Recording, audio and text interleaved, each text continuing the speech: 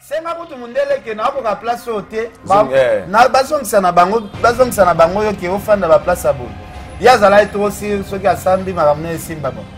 Dossier na epena du début à la fin na eba ki na ngo. Ya pas ces amis. Na munoko eso la ke baba mutu akufi na komba mutu. Spirité ya kanda avec des larmes aux yeux. Oh Congolais ozo le lanalité ya kanda ensemble. Na kombo ya Kenny Piana na Manike. Kenny Piana ya chameli balé. Eso siko to solo là, to zo ba idée place moko. Mais l'été à Canada dossier na yende atikala ko fungola ngo mutu te. OK. Donc il a expliqué que ngana komi a pona boya atikala ko expliquer te. Mais il y a zala c'est ngaken il faut ko supporter to c'est la premier jour batika na bango ba. Habiter. Place la place. Asimba monte des choses quelque. Non, tu vois comment on a un niveau en a été. Il y a un TV qui confie à l'écart qui vont en appeler ça qui est bon. On est à quoi humilier, mon Dieu. Et ça bien, tu as encouragé. Mais parce que faut pas que tout le monde doit respecter la vie de la vie. Il y a se sentir les aides à Marambonaya et pour Loba. Il y a ce pays qui a été moi en qui est né pour la terre. Et là, on est à prouver que on a vu ce Jonathan. Eric Mandala l'équipe au final là. Bateau que tu confies à Sauvan à Mokili. Non, tu fais maintenant anglo bien. Bateau confié à Sauvan à Mokili. Bateau confié à Pesavine à Mokili. Si tu comptes le nombre de bateaux, tu comptes le nombre de bateaux Eric Mandala Sunga. Au moins, on a confié le gars. Mundi penaso continue à parler à Fali. Au bout de la vitrine, il y a des trophées. Afrima. Chaque année, Fali a ba trophée sur mon 3. Son père n'a rien à confier au milieu. C'est pas ça on a défilé. Dans tout changer si je suis jamais mais ma biso na mabaku. Mon ni ba émission et comme on a niveau te que alors tout ça pourquoi? Oh nyosa koloba. Na nyosa koloba te etelinga yi te. La décision na ko kosala pa wata tremper. Ma etelinga te. Wata pa za artiste émission munene. Parce qu'il faut y bango très bien idor. Wata pa osepelate ndenga zana njora za la conflit na conflit na bango Fandi azala la journaliste ayambi manike c'est tout manike aza mineur te eza pe mbala liboso te peut-être akrachele mso kofi ou bien akrachele militaire akanda aza parmi bato ya bapasi soki andeni militaire peut-être à ça préparer à venir mais les ala na Congo c'est même si c'est pas que c'est aussi la peine à nenga fo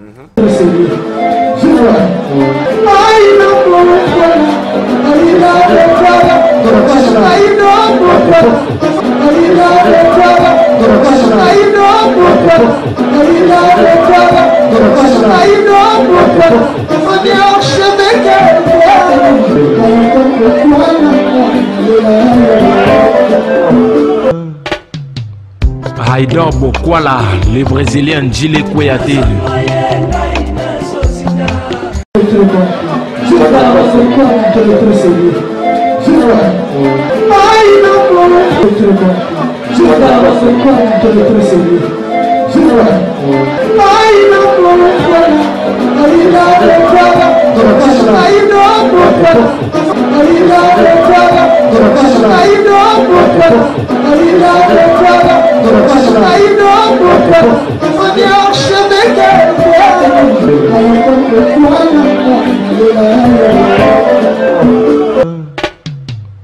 Haïdor Bokwala, le Brésilien Djile Kouyaté.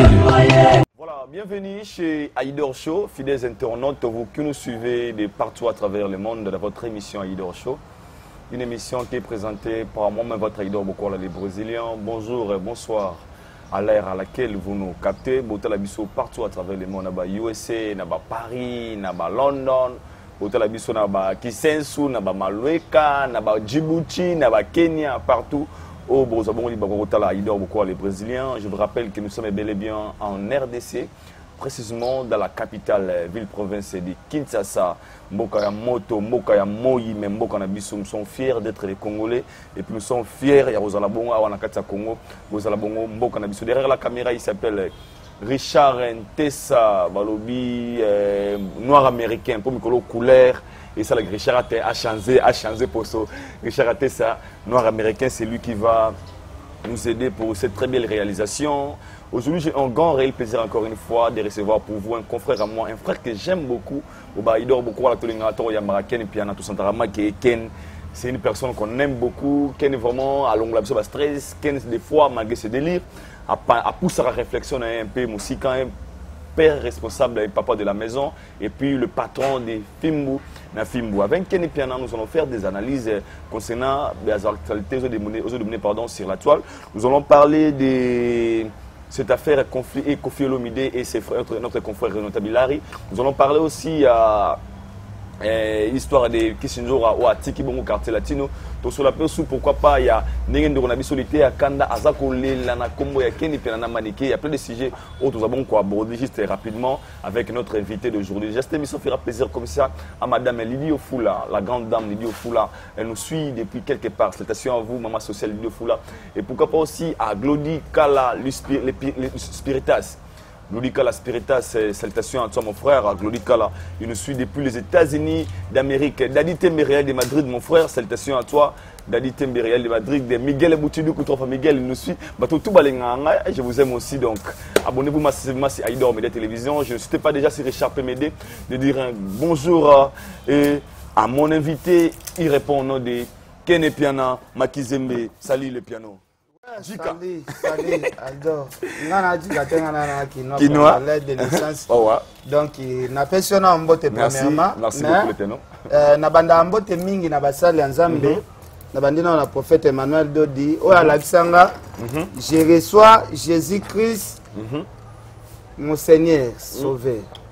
Donc, je reçois Jésus-Christ comme Seigneur et Sauveur. Comme t'es. Bah, on va tchaka comme. Bah, on kende lifelo. Parce que vous douter. Vous comprenez, vous doutez dans ce que lobby comme on a fait le parce que comme les années tu as douté. Je reçois le Seigneur comme mon Seigneur. Je reçois Christ comme Seigneur et Sauveur. Comme on a fait le comment ça? Parce que na oloba mutunazo pe sambote azaneti aido. Ok, il faut que kemba moko ke na pesa ki aido mbote. Soit na yambaki aido. Ok. Ok, on a déjà, il faut qu'on enseigne à un bateau, et ça m'a dit, ils en ont toujours douté dans Zambie. En tout cas, on a pu si, le prophète Emmanuel Dodi, tous les gars, Miloulou et Minene, où ils le 16 juillet, na Fikine, et que ça, la vie toujours bien. Eh bien, pardon, excusez-moi, tout va nous manquer, attends-moi quelques minutes. Obi Nanga Obi, sur l'Obi, na Yambi comme mon Seigneur et Sauveur. Comme ils ont péché. Comme ils ont péché. On a selon l'évangile. Comme ils ont péché. Ça la calcule bien. Lokola. Donc un biaisu lokola mo konti mo biki sinangai. Lokola wana eza sasa. Et ça la ni place wana. Yango so au moins il faut que zalaka na ba prophète to ozwaka mo matière moko. Et ça la ramwa bien. Wana église bino balongola comme. Non, comme ils ont un sens moté. Non, na vrai sens au gocha comme t'es comme ils ont des adultes. Ah, lokola. Mais dans toutes les églises, le bon, ils sont français. On a tout thème de Kouti, en vrai, bien. Tout Kouti, je reçois Seigneur Jésus-Christ comme Seigneur et Sauveur. Mais le roi blanc, on a dit. Nazwa Kofi Olomide comme papa nanga. Et là, ça déjà ça papa nanga. Le faut le Nazwa Aïdo. Comme master nanga, ils ont un sens moté. Ok. Aïdor a un master nanga. Il faut que dire Aïdor a un master nanga. Na roza te na zwaka Aïdor comme master nanga. Na zana ba master mususu mais yo na zwako comme. Do folo bana yambi Yesu mokonzi pe mobiki sinanga. C'est aussi. Pe ba pe ba rozo sambelo ko suka na neti attaque moko yelo ko suka ba mote au nom de Jésus. Bah Jésus va presque ébélé. Il faut qu'on complète au nom du Seigneur Jésus-Christ. Parce que ça va Jésus a démon et après Jésus msusu ba Jésus baza ndenge na ndenge et après Jésus de nyasi bazali. So Jésus oyo zolo beleza Jésus a wapi? Jésus-Christ de Nazareth. Faut qu'on précise ça, on préciser vrai Jésus. Faut autant na kombone mobimba. c'est pour vous, Jésus est Dieu ou bien Azamon en Nzambe? Est-ce qu'il y a peut-être et pas chrétien? Nzambe, Jésus-Christ, Azali Nzambe ou bien Azali Mona Nzambe? Wana siko ezali solo mo botoko funga sujet wana ali solo jo ozazana mosala Nzambe wana siko ko fungolo. On va demander de Dieu. OK. Tous chance merci beaucoup vraiment Kenny Peninga to bandaboué. Cela montre vraiment que bisoza ba chrétien à part Moussa tout ça là nous sommes de vrais chrétiens tout ça bah ililingi ya Nzambe donc tu binzela mususuté tu commences à rendre nyoso et pas Nzambe parce que son Dieu tout ça là est côté avec Dieu tout est possible so Nzambe te tu revendra boité ken ro matara bien zonga te tu ro ya pena kitsa ndo to vandi yawa boité ken pena rapidement je mérite que tu bana sujet oyo vous un peu sensible étant que chroniqueur au bazo la paix mingi sur la toile on a vu une émission à laquelle na chaîne les boss Eric Mandala il est vers télévision où on a vu Jonathan Bilari ayambaka Kofi Olomide ils ont ba réplique mo le quand cette émission on a aussi Berli va balancer les biso yango ezaka moi j'ai mon salamara comme tout invité on a droit qu'on respecter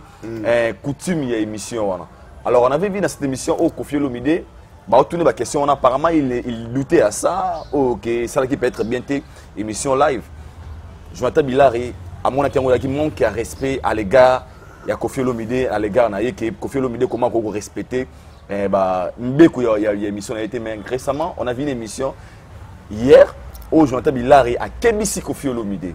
Il a bien dit à lui, Kobanda Lelo, Jonathan a lobby que Kofi Olomide ne jamais que les gars sur émission face nanga. Ceux qui a bien sur l'univers à télévision, on est obligé d'inviter un journaliste parce que aux a respect dans il faut respecter nous respecter tous yo comment trouver la réaction à Jonathan Bilari il a raison parce que Kofi lui a manqué de respect ou bien il a tort par rapport à se dire à l'égard de Kofi Olomide. Ouais, merci Aïda. À toi premièrement nous na féliciter Jonathan par rapport à l'intelligence vraiment ceux qui ont ça l'émission au santé pena garçon na bagage il vraiment ma casse en tout cas. Félicitations à nos parents au basala azala ndengaza. Donc yaza garçon moko boye abi deuxièmement abi musala na très bien. Mais koyeba musala na kozala soit l'intelligence ebele il faut obakisa moi mukepe sagesse na savoir vivre. Ozo comprendre savoir vivre eroza nango te okoza na ba mayele nyonso to ya ndenge na ndenge. Et vous avez savoir vivre. Ils ont une intelligence, ils ont moins manque d'intelligence. Donc, dans le bande avec beaucoup de respect, on appelle ça Jonathan. Il faut apaiser ba mon mususu o ya koloba. Invité à obligé, il y a répondre à la question nyonso o yo poser te. Nanyanga éviter que les musiciens sont facile, il y a répondre à la question nyonso tout. Namboka na biso nani éviter que ça Kofi Olomide. Kofi Olomide za artiste o azapaka question te a répondre na même tout nie question moko ko déranger. Même tout nie relation na na sindi to mona ka répondaka. Ce qui Kofi a comme na point ya ko boya ko répondre na question na yi. Na éviter question ngo ezala nini ko tuna. Zaki j'aime il faut le vrai ou faux. Pour je m'en pas vrai il faut sobi oui bah tu le bon mais avoir question pour les champions mon boy le rubrique moi bonga Kofi ça mon ngo ndire alo bien trop Kofi na lo bien ya suka na lo bango souté mais c'est normal parce que ya qui ndebo tuna makambo ya yeli ba rubrique yana peut-être azalaki mieux préparé dans ngote moi quand na kacha ba rubrique wana okotombe pe na piège mon boy donc ce qui Kofi peut-être et ça lié bien ta lobby déjà trop c'est que la qui a répondu déjà na kati ya rubrique ndesko eke mulai na ebite mabe nini o Kofi alobi en plus na agenda ko na biso Jonathan akende lobanga ti Kofi akufa na tika lo yambe na émission te pozo sala na univers TV peut-être parce que jusque là et puis à la Kofi Momo en français de l'action Kofi propulsé mais papa na lobi boy Léona Congo na biso nani a évité que Kofi a compté parmi batamayele ya makasi na zaki choqué chaque jour est-ce que tozu pena maele ya Kofi tozu maele ande ko na biso Jonathan to ignorer maele na été azape maele mais ko za pena capacité ya mayele ya Kofi Olomide. Kofi otoyebi. Ozunde ko na biso Jonathan. To sala ngo comparaison pe. Kofi oti lelo. Ti lelo depuis toyebi Kofi ti lelo asala toujours be exercice. Combien de scrabble on a exercice mobimba. Soit que chaque jour.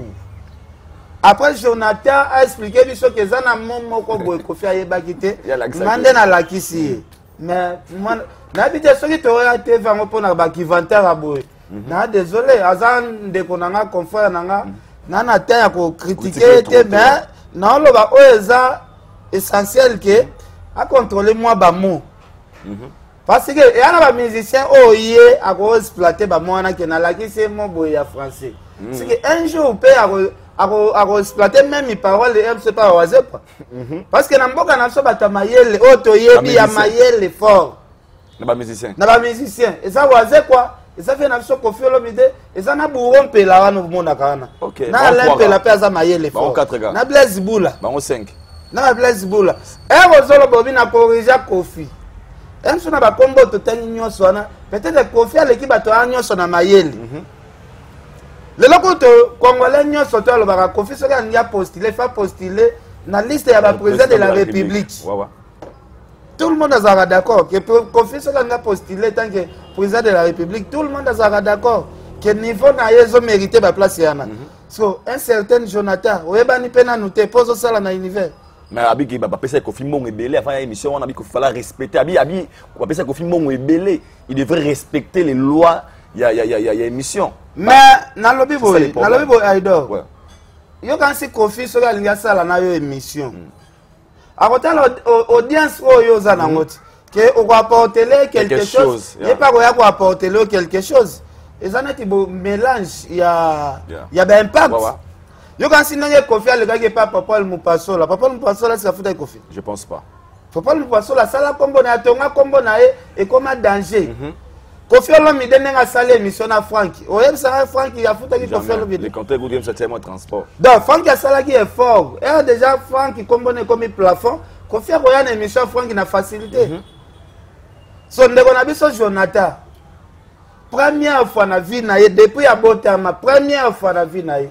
Que les solone ezobetama na bakwa que ba ça la ye ba émission. Émission ne boti ba émission. Peut-être na habité so contredire. Et am se zambala ya liboso na vie na. Ça c'est vrai. Kutu yo il faut se pela, kutu yo il faut se pela. Que ba ça la ba émission fallait lobela journaliste wana ya pembe. Et ça là peut battre belé ben so battu comme ko là ezaki ndenga mais hier peut-être ça pour la première fois. Ba Kofi peut-être bazala même ça linga lobelo mo ba bengi ba ken bozabi bozabi boya na kula pour biso to ba kombo oyo ngana luko musicien te pona pesa mbongo soki yo musicien bisinga afana sala na yo émission fo futa ngambongo wana zotina ngana finga yo parce que komba muneno nga yo no futela ngombo na futa mutu mbongo pona yamba musicien ken fiala na ko pesa soit mutu mususu mbongo peut-être mususu na cadre kaka ya volonté na viens nanga soit faire nanga mo boye la moi mai na mala mo boye mais la ta moi mai mais yo pesa ka émission mais na ko sala émission na niveau bato banginda neti ba Kofi te ngana pesa Kofi mbongo mais bela kombo ngana nango ken piana lelo neti soki na sengi wera émission wera bisinga bia fana le émission pas ne faut futanga autant na FC vient na ko sala te semena yamba na mutu azotimola zelo na créer ribuki mobwe na sala nombre pourquoi mbona nga ezo jouer rôle makasi c'est très important wawa eza neti batuneti ba Kofi peut-être c'était normal obligé bino ko pesa mbongo avant le émission mbongo je abesi mbongo ebele très bien payé très bien payé mbongo ebele wana moi le wana Kongo to koma olobaka mbongo ebele mais ce qui va expliquer au monta na ya mfe ko somba ta porte ya lupango Kofi te babi bezala ba 3000 na OK avant l'émission ba $3000 na lobi ko kasite monta o ba pesi Kofi peut-être ko somba ta montre Kofi à la traité na balingi ba imile ba vie ba obama ko boye icône moko ya musique po ayaki ko leka na plateau ya vient na biso Eric Mandala est-ce que mbongo wana ezambongo ya Eric Mandala nda pesaki ou bien ndeko na biso Jonathan d'apesa parce que Jonathan comme on a niveau ya pesa mutu $100 même $20 asa incapable. Asimba moi quelque chose qui est bien. Non, tu vois comment on a ba niveau wana te. Ya ko lo ba na TV ke confiti aleka ki bon wana pesa ki bon. On eza ko humilier mutu, eza ko humilier. Eza bien te, eza ma mutu ko encourager te. Mais parce que faut pas que tout le monde doit respecter ba vie na biso. Yango moninga na telemela ikiri wana wezala pa kofi, ba finga rafali, na telemela bango na za so bango eza bien te. Pensez-vous pas que ils avaient devoir ba mission ba respecter mais ça na bisopé. Pensez-vous pas parce que Jonathan bien bondeli ga abi so ga na poto ko faire nga respecter ngo mais le roi moni na Kinshasa a PC kiloté. D'autre part mo te pe ba mission ba respecter pe ba journaliste. Bino bo komisa ngo ga so ga zala ki na poto. Marque tabu ko faire bete mbatate. Azala na poto bien Kinshasa. Siko. Esa place yo kuta na mbeba. Ba poto buzo ba place kuta na équipe poto na Kinshasa te. Kofi ana na bakanda na ba prince bakalina bakile ba oto kimai abo yo journaliste so ya mbayo compliqué so na ba blog. Alors katelo lingala franchement. Et dans tout ça qu'est-ce que les gens peuvent retenir? Non, batu ba retenir premièrement na nubisope to koma kolata casquette moko boye pe ya ki star air moko boto aba star te. Ça c'est vrai. To aba star te devant ba Kofi biso to aba star te. Oh, oyambi Kofi boye yo olata casquette ya ki star na ndeni. Oza sal moko yo sotondisa jamais vieux akomi benga star na Congo na biso depuis bandezaka azakla beta star de martyr que événement moko boye ti j'ai été le manakati ya stade batu pe ba ye ba futi ba billet pe stade plein Zakari apesa devoir au til le mutu moko ya presse atikala sa wa memoni aza danger a corriger devoir aux athlètes la son stade de martyr. Mais c'est on a payé Congo Zara nous Congo boité ah Congo Zara Congo boité na ndé Congo qui bat c'est là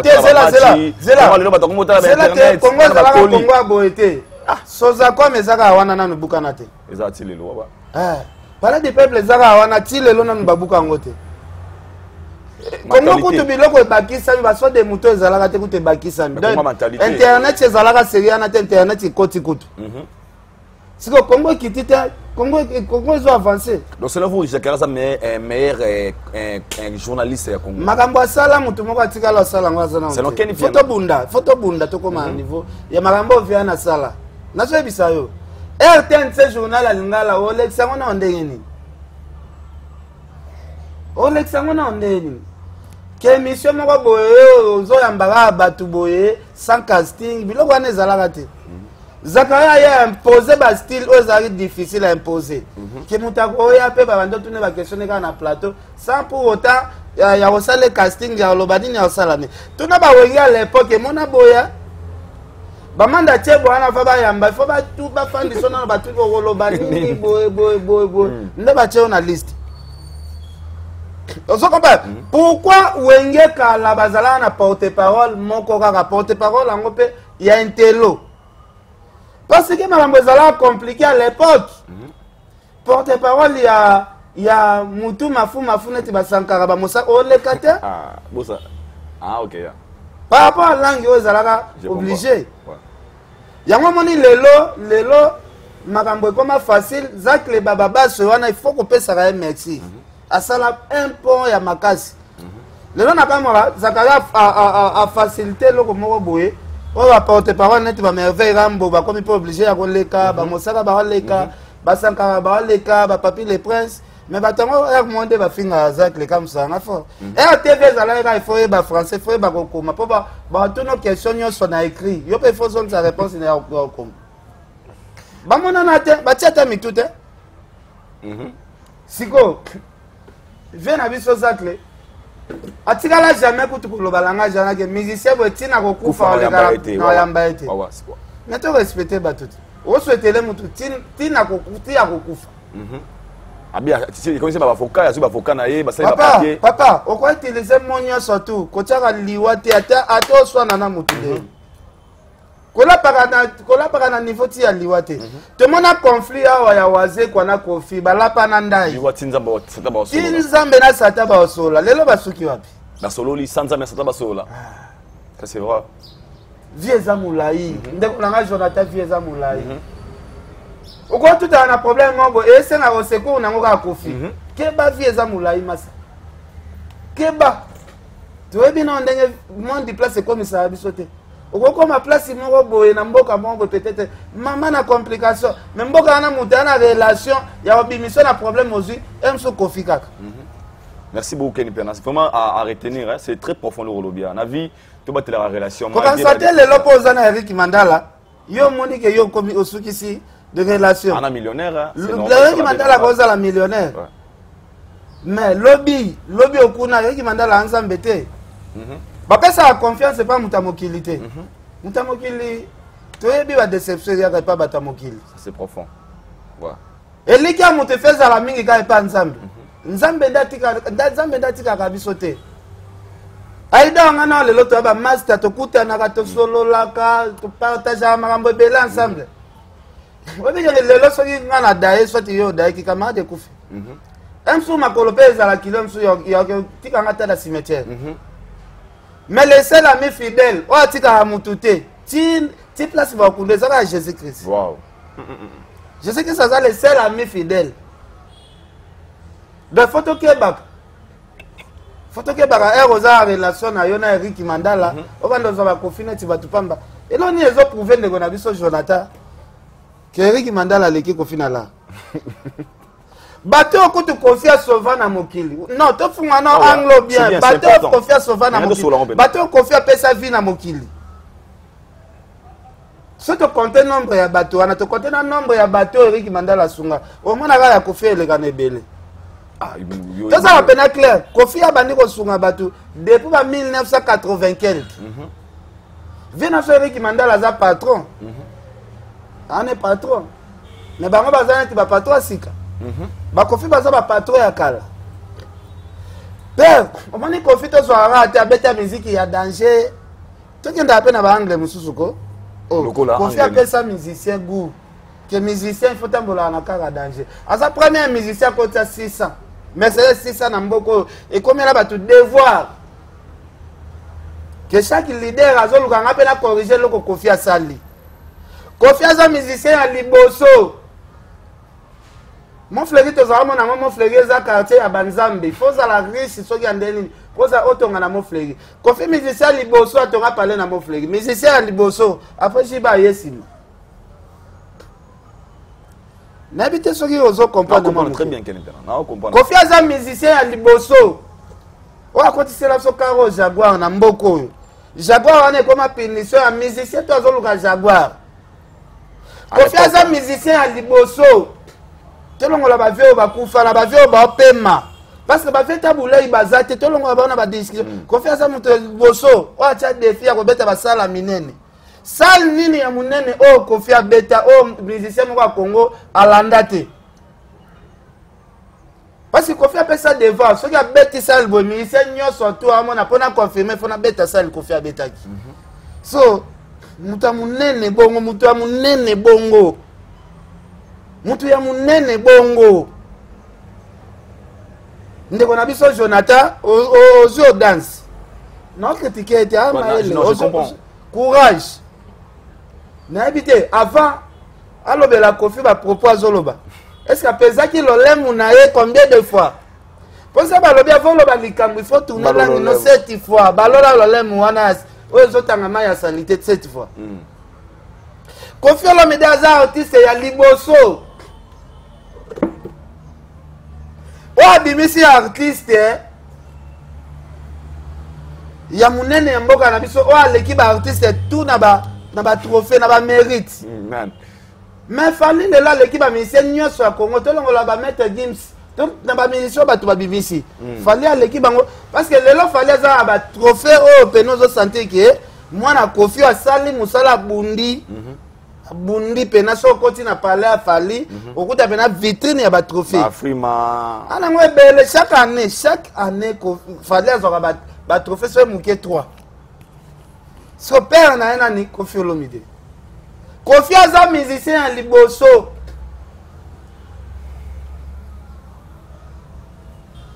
Oh ça ne. Oyo.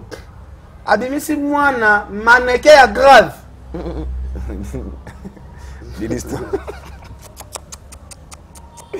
Waouh, quel est l'exemple? Le lot de Diddy Stone, so landi bien par quoi Diddy Stone. Au milieu de Diddy Stone, au tient de Diddy Stone, Eric Mandala côté là. Diddy Stone a volé gars, boss ya garçon na là. Mais nazo ebisa. Ils sont les galeries Mandala. On m'a pas ça reste à vérifier. Diddy Stone a lequé na là. On Mandala. A lequé na là. Diddy Stone, nazo ebisa Diddy Stone. A lequé Mandala na ma solete ali comme on a là. Diddy Stone moi la Kofi. La compétition de Diddy la compétition très lourde côté masolo là. Maintenant un businessman Jonathan Diddy Stone a refondé la chaîne même en France. A ça elle est prise en charge, engagée. Mais je peux dire la binon de ce qu'on comprend na raté. Diddy Stone les lois ont pesé. Mais quelque chose faut rectifier avant bon.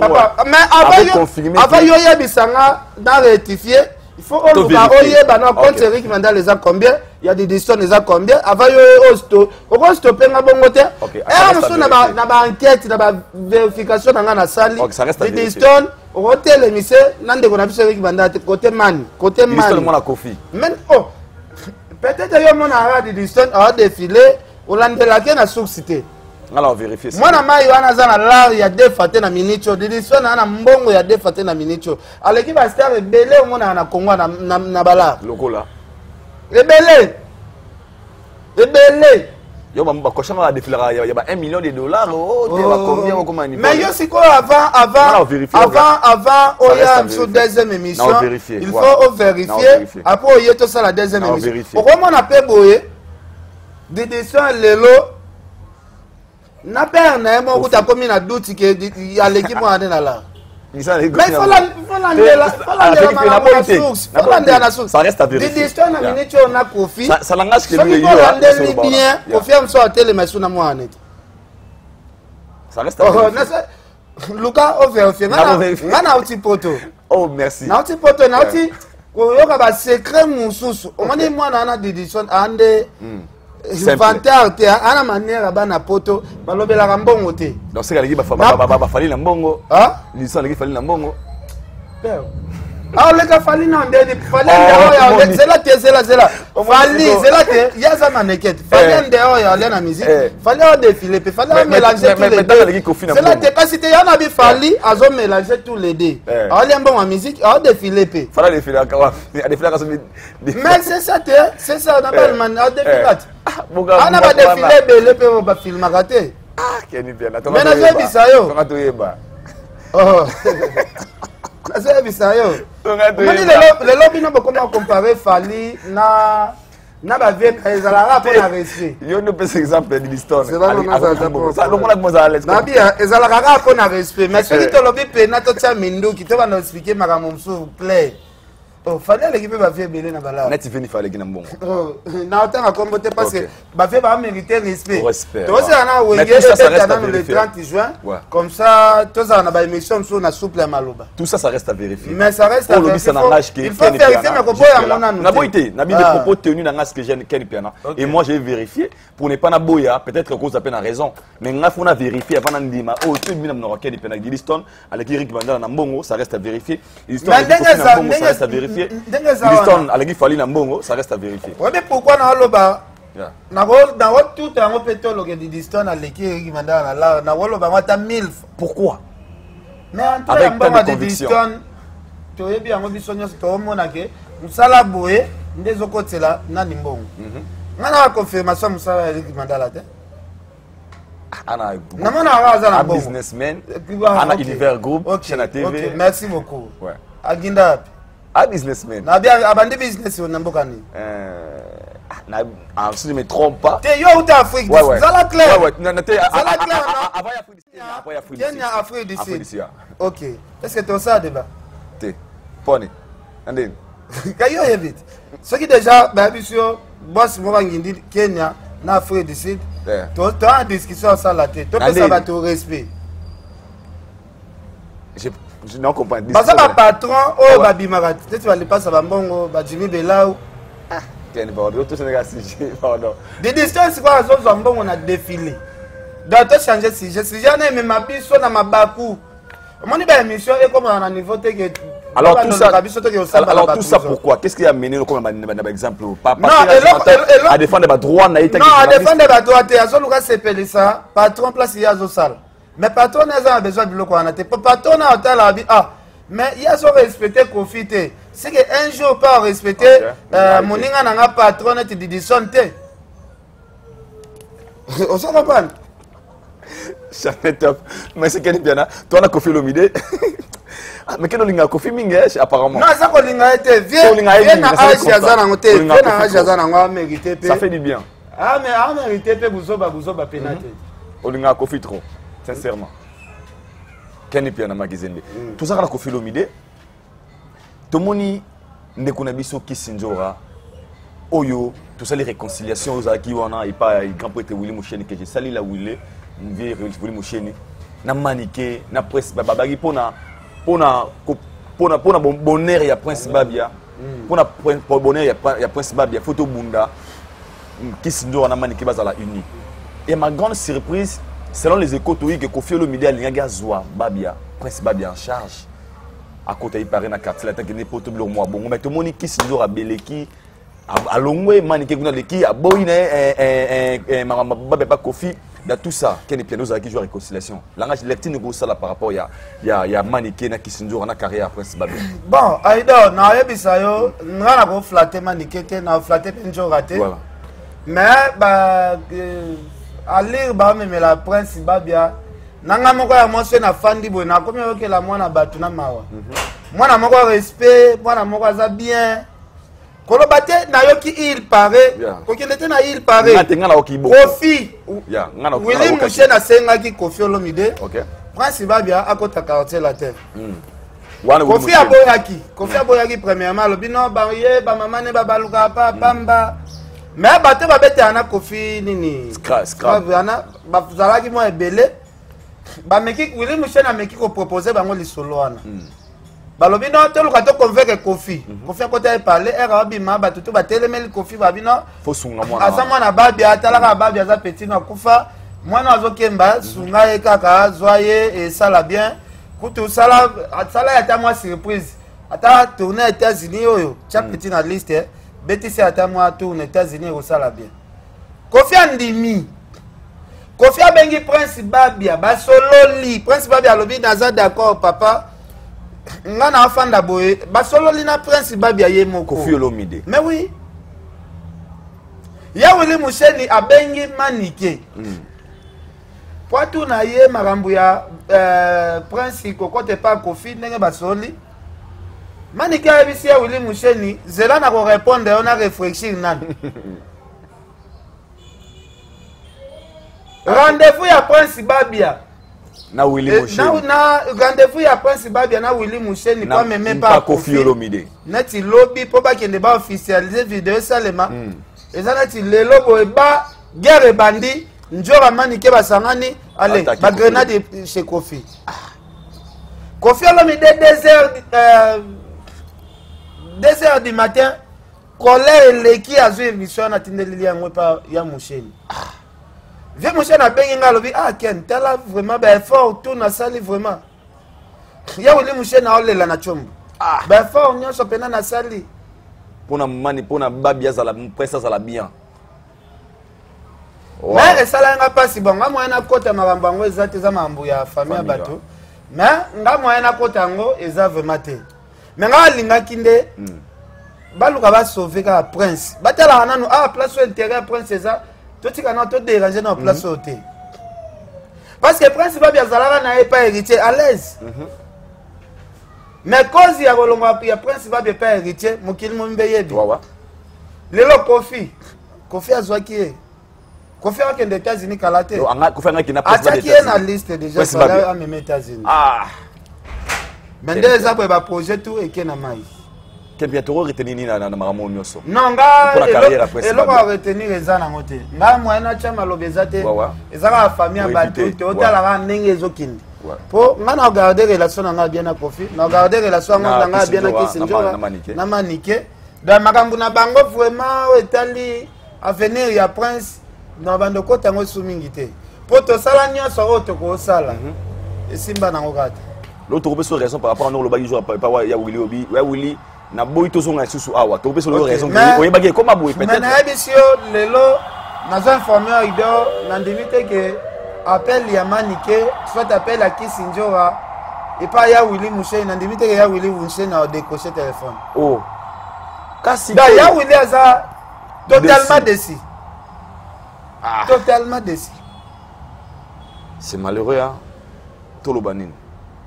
Je manque de mots. Yo yebi yo mokoti. Combien de projets au fallait appeler ça principal bien? Très bien. Année on est fallait mais ma principal bien na poto. Ouais ouais. Ayo ticket na poto évoluer kuna poto. C'est malheureux. Bota la souci. Vous avez un souci à moi dans la pour carrière. Donc tellement pour na yango. Tu profiter gal si tu as fait l'omidé. Le trop bani après comme tu que la stratégie souka. Le trop bani ni décision ya Kisinjora ou ya lobiki. Maintenant à mi-pessi en 100% dans l'orchestre ya héritier Watanabe. On a vu dans une émission avec Lekina Shadrack qui a confirmé que banda lelo a banda sur ko lobela maramba profiter. Et puis nengo que les États-Unis bongo a kata maturo mukadi. OK na kota wata. Bon, côté la relation à Njora na Kofi, ils avaient relation pourquoi tu as un peu dans le ingété. Oh. Au moment où Kisinjora Zalande, Kisinjora Zalaka beba na Kofi a chrétien. Mais ce qui matin à mon robot na famille à Kofi, les places que va y ba yebolingo eza. Parce que Kisinjora auto zonga et pas Kofi. Oui bien occasionné. Oui zonga c'est Njora et pas Kofi. Matanga ya. Te matanga maman mité. Et bakanga Kofi na parquet à Gombe ba chaka e bakraka. Dès que Kisinjora soit ça la vidéo. Alléluia. Oui Mboko bolingete Kofi change nos nationalités. Relation na bango zonga bongo. Tellement Kisinjora abosa na kana e makambu noki mon père pas en esprit ya olimbisa. Donc ça likamo boy moye to kotango ya te total la ndenge zokende. Mais ndenge na ebeli Njora na vie na ye mo ba interceda bolingo mo bozala kana ya makasi. Ata ba bebani na bango. Ngana na mona liloba na otete po. Ba pongisa na bango. Héritier zo meme États-Unis. Mon père au père Zoya aux États-Unis ba musicien. Peut-être ba kuta na susu raconte oyo héritier tout un tsaki Njora na JB. Même sous ya Kofi na Njora et que le sait même sous les États-Unis. Donc côté on il faut pas côté qui sogi parce que on sait jamais. Toyo tikala na Sony. Donc ngapo nanga Kisinjora o nyoso koloba. Na o nyoso koloba te etelinga yi te. La décision na ko kosala pa wata tremper. Ma etelinga te. Wata pa za artiste monsieur munene. Siko il faut y bango très bien idor. Wata pa osepelate ndenga zana Njora. Njora za la conflit na Kofi Olomide parce que Wata sola bien na Kofi, Wata sola bien na JB. Donc au monité Wata sali effort. Ya ko marankini wana ya JB. Ndenga Wata za so devoir wana lisusu. Ya ko boma lisusu moto oyo ezoluka epela entre Kisinjora na Mopao. Siko mutu oyo ifaza la prudent eza Manike nda akwela na libula moto oyo ezanga bénéfice. À la position T. On sera pas hier on na libulu ya moto oyo bénéfice ezaki. Ngandeni. Parce que Kisinjora yé a sala makambo ba bénéfice eza. Pas Wata vivre et pas Wata. On va appeler Gekari pareil c'est nos échos. OK, siko Wata era hôtel abi ndenge na Njora soki azofinga Kofi ezala neti nga mtu na otinda ye Wata aluka boma moto Wata boma moto Kisinjora azonga ni na vie na ye Kofi kote wa Manike yo so bebisi nani azala le perdant Manike yango na oloba Manike fallait atikela Kisinjora sala makambu na ye na ndenge na ye yakotane yango te ye fallait garder silence fallait kotane yango te asala barando ndenge asalaka na ndenge na ye atika pe Njora na makambu na ya ye. N'habite sur le sol, n'a lobby ma belle, mon frère. Non, Olimbisi nga vraiment parce que merci beaucoup Kenny Piana, tout comme Asija Souka. Mais enfin en gros, remarque Mouké, n'attends pas commentaire. Nous avons bandeli awa, ton olobara, batata la côté comique, t'es côté nimo. Ouais, le mot dégager à 4 nous a un peu sagesse, au défendre la valeur, la vérité.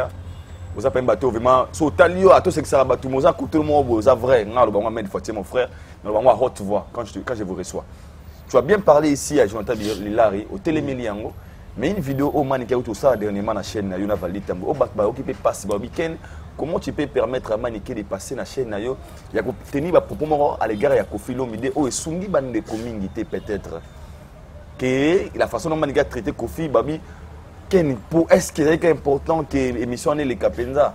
Je sais pas, classe rapidement. Mais Aïdo, on a kokata ba sentiment mututé. Okokata ngo les gagner pe na chaîne mususu. Ah, waneza ba sentiment ozo bima na motema na yi. Nga ba sala pe émission nga azala ki na te pona côté émission. Ouais. Eza émission na bango ba sala ba briefer ba ndenge na bango. Ba briefer makam na bango. Valdi azala journaliste ayambi Maniké, c'est tout. Maniké aza mineur te. Eza pe bala liboso te peut-être à cracher l'homme sur Koffi ou bien cracher les musiciens. Il m'a se sentir les aides à Marambonaya, il est pas loba. Qui a sepelé n'a été moi en qui n'est qu'on a été. Et tel n'a ce et tel n'a net nanine. Ah, tout le monde va commenter un comme sur le message. Non, commentaire est cause à la ben Maniké Azamukolo. Azamukolo, il m'a ébahé que soyez na saliboué. Moi, on a prince indé. Ils ont la très danger pour moi, on a prince. Mais elle a salé en haut. Il m'a ébahé. Aligné n'a été moi en aïe. Avec un quartier la terre, ça la raison peut-être prince à la quartier la terre, mais côté maman est à l'unité. C'est même petit que Michel Bongo est l'équipe. Comme ça, qu'on fait comprendre que ma parent, moi, nous baligner na bangote le rôle ça. Ça c'est vrai. C'est ça. Merci beaucoup Nipenas. Dernière session d'habitude au Cabano, peut-être que vous la journée non et bandeli. Vraiment, c'est le plaisir comme ça na Madame Lydio Foula, na le boss Yannick Kini à Rombox, les millionnaires congolais. Salutations à vous. Ken Piana, totally une vidéo d'hier. Wande kuna linga mingi na regi passi na ngala bengo na biso ah les piano promener mais la grada ki yango notre frère il était à Kanda au ba refoulé na mboka Belgique ya pas Césali na munoko eso la ke baba mutu akufi na komba mutu il était à Kanda avec des larmes aux yeux au Congolais ozo le la était à Kanda ensemble na kombo ya Ken Piana na Maniké Ken Piana, là c'est l'inscription partie wana, pas berlif. Ken Piana. Ken, yo ko expliquer un peu rapidement. Yo na lité à Kanda. Quand on na comprendre. OK. Bon, au moment qu'on les la des sortes. Quand la musuza za mutazo kanisa eloko moko boye. Ya conseil peut-être pesa kae. Soki na yoka ki na Ken. Nde makambo nyonso komelinga na niveau te. Panza teke. Batu bamoni aleli Maniké ozofinga nganeti obotate côté Maniké exploité ozofinga nganeti obotate mais côté nanga akadanga kombo ya Ken Piana apa leli naye dans la kisi que lité à Kanda a raisonné ndenge tozalaka na centre a raisonné ndenge na ebisaka na bimo na mai senga mindele tozonga soki tozongi na biso tokosenga visa lisu bakopesa biso visa. Peut-être que koyokelanga peut-être yango ememi eti na niveau et que ndoko mama ya refoulé. Et ça n'est se retrouver dans centre rapidement. Et ça n'est pas se retrouver dans. Non, ko se retrouver dans centre ça ce ba document que ndana ngo za komi bokena nzela mako yuna. Makam te ya komaki le 12 février. Ngana komaki le 13 février. Mais ngala longwaki mboka wana le 17. Ngala sala ya 4 jours. Tango ke okutake wapi? Ngala kutake déjà na centre. Taba zio na aéroport, takino na centre. Na kutia déjà na centre. Avandi. Oui, on a kati ya centre déjà. Vous avez comment kuna? Siko tozalaki na kati ya centre. L'été à Kanda, ngana eba été que l'été à Kanda za na centre. Na mona komeli ngaka bonjour ya ngape na konsele bonjour. Na senabi ngana za na Belgique. Na Belgique. Mbama l'été à Kanda pa komeli ngabi ya ngape na Belgique. On yeba yebi kala. On a ebité que ana centre. Yeba ebité que ngana ana centre. Nabi ngakutu ba compliqué ngaba tenga na centre moko awa na ozela nanu en attendant ceux qui ba bimisanga après 2 jours na ebité menazanan. Mbala moko abisinga lobi mais c'est que tozana place moko ti. Azui akangi fenêtre na e photo. Parce que ba fenêtre ya centre za to mona ndenge ba vol nyonso ezokipa. Biso tozaki place ba vol ekitaka. OK. So photo atindelinga ngape na tindeli e photo abi mais to a place moko ti. Nde to yaki ko comprendre que to a place moko. Ndeso to bandi ko solo la to pesa na ba conseil. Mais ça qui moi ceux qui bobimi bopemi wana même bozana temps belete bopima muki après chaque mutazongi na chambre na. Ta bokute na ye. Ouais to sola na so normal na PCP conseil parce que tu as plus de 4 hein. Na bande ko namsu bazali atangu mibale. Biso siko to solo là, to zo ba idée place moko. Mais l'été akanda dossier na yende atikala ko fungola ngo mutu te. OK. Donc il a expliqué que ngala komi pona boy atikala ko expliquer te. Mais il y a zala senga ken faut ko supporter to c'est la après 10 jours batika na bango bat. Habiter père. Place eza place ya fou. Senga ko to mundele ke na ko ka place ote. Na bazongisa na bango yo ke ofanda ba place abo. Yazala est aussi ce qui a sambi m'a ramené Simba. Dossier na epena du début à la fin na ebaki na ngo vraiment bien. Na suis na songi na nga yo katoli na ngate. Na aéroport era leli ken bien. Peut-être à raisonner. À raisonner mso m'a ramené zoye bisaiti. C'est tout. Alors lelo to clore na sujet oyo. Ité akanda est un artiste a outil poto ba refoulé a zongi avec de larmes on azoli la wana. Mingi ba interprétant na bandenge belé. Mingi ba lobi. Est-ce que c'est important à comment il va rouler la courbe qui est une divine souki ou bien na anglais sous par rapport à la réalité qu'il y a peut-être toujours moins un fond na Congo il y a cause on a la facilité mais il y a le bien que famille pas si il y a des konza famille mais l'été à Kanda Simba moi là pour frère tout ça la peine clair. OK L'été à Kanda ça parmi batu ya ba pas si ce qui en dernier était à Kinshasa tout ça va clair. Peut-être à préparer à venir naïke ndenge zala na Congo c'est mutu sous impact sili aussi la peine nenga fo aussi on appelle ba via ba pia comme ça préparer que fana na poto côté wana c'est normal mais globalité akanda wazai mutabagale yimo confirmer la télévision hein wana chaque mutabi nenga vivaka mais ndé na monela kae na makambo ya zoloba na mona ngo ya des choses différentes. Alors, conseil nous groupe ça y est, la télévision a beaucoup de non, conseil ngana wa pesa zaka ya courage. Courage. Ngape ba bambela nga ba refoulé ba ngako ba sala nga ba émission ebele. Ngako na sala ilité akana émission mais nga ba sala nga émission. Il y a la refoulement bien kozonga. Nga zonga enanga. Mais ba tu bimisa ngo ke ba refoulé. Ah munoko makasi ba refoulé nga so na zonga epoto atende ti lelo ba tunani tona bango ba bika ba refulanga. Mais où il y a des refoulements. Ah. Wow, c'est très important. Les lots au les lots qui ceux qui battent il y a les lots comment à niveau qu'un artiste dans l'aéroport à quoi ça les